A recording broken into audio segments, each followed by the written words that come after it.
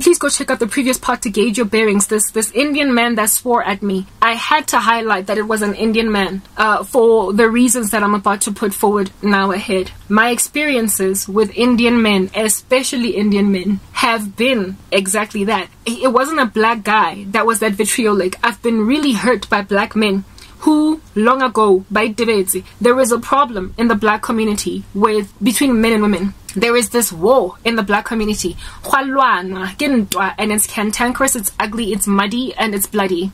And they are murdering each other. And they have no tact in this fight. And they are bringing the rest of us who are not interested in this fight in the mix. And so I, frankly, am suffering, dying, collateral damage as a black woman at the hands of black men and other black women because of ndwae that they're in. That albeit not wanting to be a part of it, by mere virtue of my skin color, I'm made to be a participant of it. So I keep on catching stray bullet from exceptionally rude black men and exceptionally angry black women. And it's painful, but it is a strife or a struggle that I have been in for so long that I every so often wear a bulletproof vest. And so their insults and their profane way about themselves just kind of, afflict me only because they tried to hurt me. But I live because I've got a bulletproof vest on.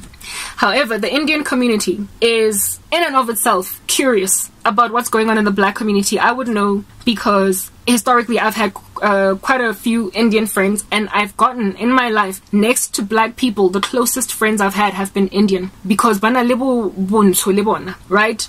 One of my best, in fact, she was very tight with me. She actually betrayed the living daylights out of me. Ultimately, Gaditlari. Marahane Kisabazako MTN, the girl that I was tightest with, all over the show, we were basically Bumba besties tied together. My Siamese twins was an Indian girl. Right? I relate with them very well, and there is something very warm, Kabona. And I don't know how many times my former Indian friends have asked me this question, not trying to be offensive, not trying to be, taboo, have asked me, do you guys love each other thoroughly? I once had this real estate agent as I was looking for a place to stay in because my mom kept on kicking me out of home. I remember he asked me, using my last cents in the season of persecution, when I still had some leftover money from my pension, because I couldn't go back home because, my mom was weird. This real estate agent was like, why are you spending this much money for 6 months rental up front when you can just go stay at home with family? And I was just like, things are complicated at home, I can't. So he then went on to be like, I don't mean to be offensive, please don't look at it the wrong way, but can I just ask you this question? If your mother passed away, would you cry? And my response to him was, I get where you're coming from. I did not even say, what in the world? How offensive are you? How dare you ask me such a thing as that? To him, it was like, no, I'm just asking because I have noticed that there is a carelessness in the black community concerning each other. It's like you guys don't care when the next man struggles. When they fall on the ground splat, you just kind of walk by and you don't care. He had observed this being an Indian man having lived in South Africa all his life. And I was like, I get where you're coming from, because black people, they don't want to see each other moving ahead. They stab each other in the back right inside their own camp. They don't have a concept, your camaraderie, like to keep the family strong for this, so that you can fight against enemies on the outside. Divide and conquer. They don't know how to capitalize on divide and conquer or strengthen yourself in unity. They fight inside. They infight. Black people, like inside, and by inside I'm not even speaking family extended, even within immediate family set. Utatola OC, immediate, literally same dad, same mom, refusing that her little sister or her older sister should get a career or be okay or marry well. There's a lot of witchcraft that is within immediate families, and of course extended in the black community, to a point where camaraderie is gaunt. It's hollow, not sacrificed. It's a human sacrifice. And it is all in the spirit of acquisition. Number one. And this is something that everybody around the black community in this country observes. But black people have an entitlement to not be critiqued. Otherwise, everybody else is accused of being racist when they critique them. So if somebody raises something that is truthful about a black person that does not belong to the black community, they automatically get given over to the Black Lives Matter movement to have somebody riot against what they said. So it's very hard for people that come outside of the black community to basically ask questions like the one that this man asked. He, however, felt brave enough to ask me, and thankfully he encountered a woman that does not subscribe to that ludicrous movement called Black Lives Matter. And I was like, I agree with you, because I was a victim of that defeatism in the black community, where abantu bethu, they will throw one another under the bus. That they're throwing under the bus, they literally can't afford to throw them under the bus because it's your direct immediate sibling. And umama gashona, who are you going to organize funeral with? Who are you going to in the future partition a estate yegama where nacheka ha lwantsha uswa gago ha botlhoko ka ha kana go ntshiwa meno? You who refuses that your family should all together be strong. What's going to happen to the baby sister that is still in high school? Who's going to take care of her? Who's going to be her second mom when the actual mom has passed away? The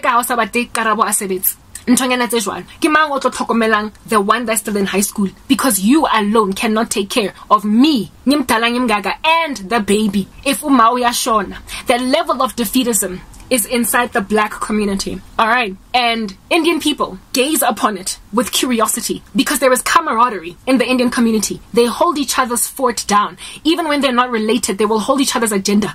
Cause charo for charo, brother for brother, they have that thing. In corporate, they promote each other just because they've got the Indian skin. They push one another's businesses and agenda, and they stick with family, and that's why their families thrive and they're so big. So when they look at the black community, it's like we're these animals that don't know what is fit and right for them. We lack wisdom, basic wisdom to conquer our enemies. That's why there is so much poverty in the black community. Indian people came out of apartheid with us having also been previously disadvantaged, and yet the way that they thrived in their businesses immediately after they were given leg room to move, the way that they are literally the second most powerful demographic in this country after white people because they've maintained their power, is evidence of Tabaure. There is community, there is power, in community and in unity. They stick to each other, and they look at black people as these confusing lone rangers that are walking around literally bashing each other's households. Abena tando, tact, no care for each other. They don't have loyalty to one another. So when this dude asked me this, I got it. Therefore, when an Indian man commented on my comment section, a Mr. Naidu of sorts, saying BS to me, it hurt because it said a lot about how far gone the world at large must be